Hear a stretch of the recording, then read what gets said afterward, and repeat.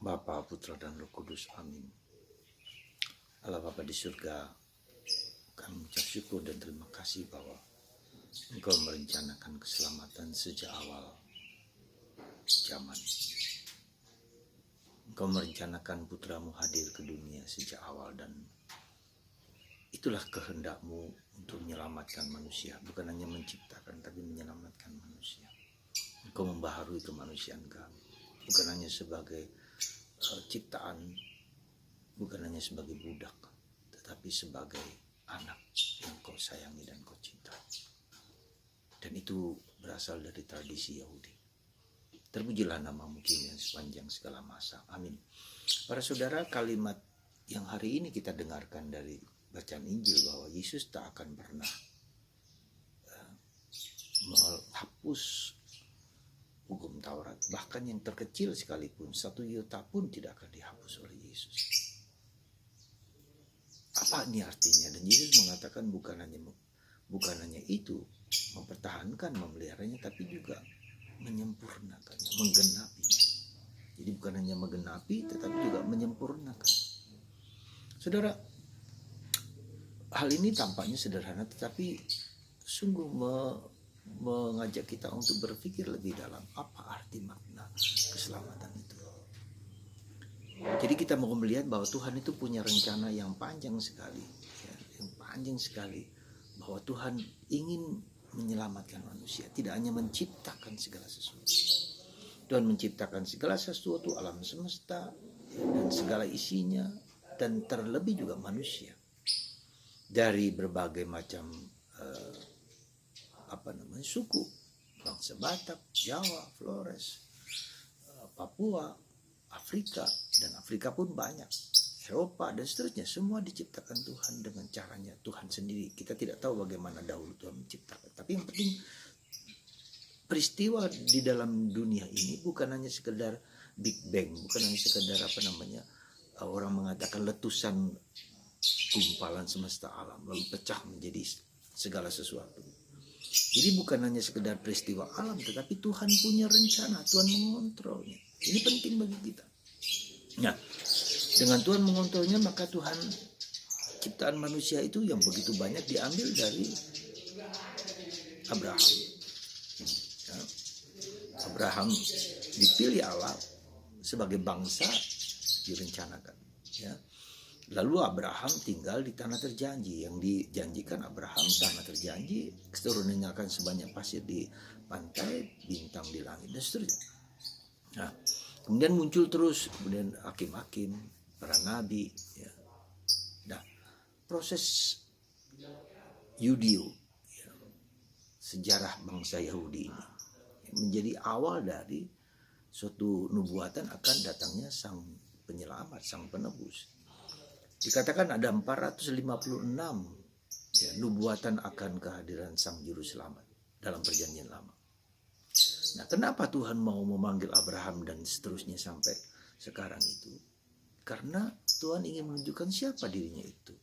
Dia bukanlah peristiwa Deus Machina, jadi alam semesta yang seperti mesin yang terus berubah, tapi ada pribadi yang kita namakan Allah yang mengontrol segala sesuatu. Nah, disitulah kemudian kita lihat bahwa Yesus yang juru selamat dan yang lahir lewat Bunda Maria, ya, Santo Yosef dan seterusnya, dan mengkarya selamat dan gereja Katolik. Ya. Nah, jadi kalau kita lihat sejarah perjalanan ini, maka apa yang kita lakukan? Jadi bangsa Israel hari ini juga dikatakan bangsa yang bijaksana, bangsa yang punya pengetahuan. Secara khusus Tuhan memilih mereka, ya, mendidik mereka lah. Maka Musa sebagai tokohnya itu menunjukkan hukum Taurat, ya, kitab-kitab hukum Taurat yang harus dijalankan manusia. Karena manusia tanpa hukum Taurat ini, maka dia akan menjadi kacau balau. Ya, dan itu bisa kita lihat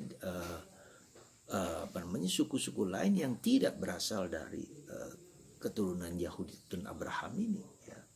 Kita bisa melihat hati manusia yang licik, hati manusia yang dendam, manusia dikorbankan, manusia menyembah dewa-dewa asing, ya. Dan itu juga di dalam suku kita perhatikan dulu bagaimana manusia makan manusia, bagaimana kita animisme, menyembah berhala, menyembah gunung, menyembah matahari dan seterusnya.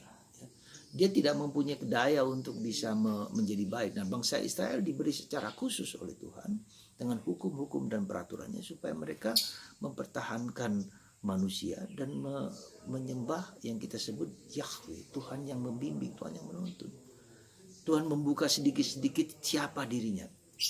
Dalam kitab Ibrani mengatakan kemudian Tuhan membuka lewat bangsa Yahudi, lalu dibuka dan datanglah sampai sekarang dalam bahasa yang kita sebut Yesus Kristus, Allah yang menjanjikan keselamatan. Jadi penciptaan lalu ditambahkan katakanlah dengan penebusan, penyelamatan. Nah, penyelamatan inilah menyempurnakan perjanjian lama, ya, melanjutkan tapi juga menyempurnakan perjanjian. Maka Yesus mengatakan dia tidak akan menghabiskan, dia tidak akan menghilangkan, dia tidak akan memusnahkan perjanjian lama, karena Tuhan menggenapi tapi juga menyempurnakannya. Apa yang kurang disempurnakan oleh Yesus. Maka Yesus menjadi tanda keselamatan, tanda penyempurnaan dari Allah. Ya, karena Yesus dari Allah sendiri, bukan dari manusia. Nah, Abraham dan semua keturunan itu dari manusia yang dipilih, diterangi oleh Roh Kudus. Ya, maka kita lihat dalam Musa ketika membawa bangsa Israel keluar dari Mesir itu didampingi oleh awan yang menjadi tanda kehadiran Roh Kudus, pendampingan Roh Kudus. Nah, awan itulah yang kita kenal sekarang dalam hidup kita adalah Roh Kudus itu, mendampingi pikiran dan seluruh diri kita. Jadi saudaraku terkasih dalam Kristus, lalu apa maknanya, apa konsekuensinya? Konsekuensinya adalah kita sebagai orang yang mengenal Tuhan dengan sesungguhnya, dengan seasli-aslinya, sebenar-benarnya, lewat para nabi, Musa, kemudian Yesus sendiri sebagai Allah, sebagai putra Allah yang menyatakan siapa Allah itu sesungguhnya. Jadi tujuan Tuhan memilih bangsa Israel ini untuk menunjukkan siapa Tuhan itu, Yahweh itu siapa. Nah, Yahweh itu menurut Yesus adalah siapa? Yaitu Bapa. Ya. Dalam kesatuan dengan Putra, dalam kesatuan dengan Roh Kudus. Nah, itulah saudara, Yesus ya menjadi tanda pemenuhan. Nah, tanda pemenuhan itu di mana Yesus menetapkan ke-12 rasul, dan dari 12 rasul itu pemimpinnya adalah Petrus. Maka Yesus mengatakan kepada Petrus, di atas batu karang ini, yaitu namanya Petrus. Batu karang itu adalah Petrus, Petra, Kefas, pemimpin para rasul. Akan kudirikan gerejaku dan tidak ada satu kuasa manapun yang dapat menghancurkan gereja. Aku akan mendirikan gereja, dan itulah gereja Katolik. Maka penerus Petrus itu adalah Paus. Paus itu bukan misalnya Paus Fransiskus itu pengganti dari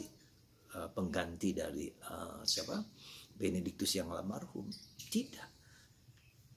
Fransiskus adalah pengganti Petrus. Coba ya Anda pikirkan itu ya. Jadi Paus Fransiskus adalah pengganti Petrus. Setiap paus adalah pengganti Petrus, bukan pengganti sebelumnya, paus sebelumnya. Ini harus kita sadari sungguh-sungguh loh. Karena itulah pengganti Petrus ini yang kita sebut dengan paus ini menjadi pemimpin gereja yang menjalani katakanlah presidennya di seluruh dunia. Dialah yang mengorganisasi seluruh gereja Katolik. Yang menentukan mana yang secara moral baik atau tidak baik ya. Nah, itulah saudaraku terkasih dalam Kristus. Jadi kalau Yesus mengatakan bahwa dia adalah menyempurna dan penggenapan perjanjian lama, itulah gereja. Itulah dipimpin oleh Petrus, pengganti Petrus, yaitu para rasul. Para uskup lain adalah pengganti para rasul. Jadi para Petrus itu bersama kolegial dengan seluruh uskup seluruh dunia sebagai rasul-rasul yang lain seperti Yesus. Petrus bersama dengan rasul-rasul yang lain. Jadi konsekuensinya sangat besar. Konsekuensi sangat besar apa? Kita sebagai orang Katolik harus mempunyai karya misi. Ada dua sisi. Sisi pertama adalah mereka yang tidak mengenal perjanjian lama ini. Ya. Jalurnya ini, maka siapa saja orang yang tidak beragama, bahkan orang Islam pun yang tidak sejalur dengan ini, ya tidak sejalur dengan ini, ya. maka kita harus mewartakan siapa kebenaran.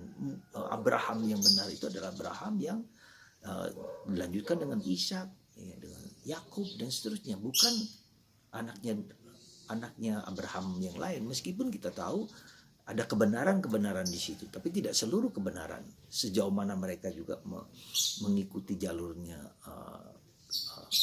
Ismail, sejauh mana itu kita tahu.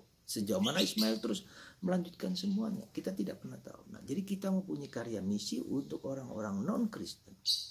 Nah, kemudian bagaimana dengan orang-orang Kristen lain? Kita juga harus mempunyai kewajiban untuk membenarkan gereja yang benar itu adalah gereja Kristus dalam gereja Katolik, the true church, di mana Yesus sendiri yang menciptakannya, mendirikannya.